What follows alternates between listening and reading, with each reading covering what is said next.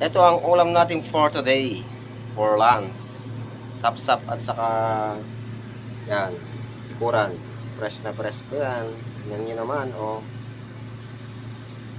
Dalagang dalaga. At ito naman yung ating ulam. Ayun, gumagalaw-galaw pa. Oh. Isang tangkal yung ano, lipit. At saka ganyan, oh. Malaki. Ito ang ating mistisong crab. Ito yung sinasabi ng crab mentality. Hinihila ka pababa. Diba? Diba? Sumakot ka!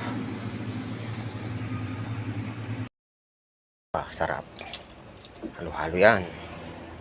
Yummy. Pakuluin mo para madurog ang ating kamatis para mas masarap. Papalawin na natin tong ano, isda. Yan, lumangoy ka na dyan. Mahala ka dyan. Oh. Tapos lagay na natin to. Pampalasa.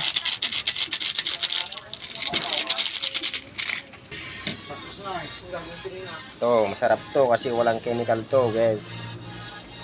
Yan. Sap-sap tayo ngayon, beshi. Yan. Thanks for watching.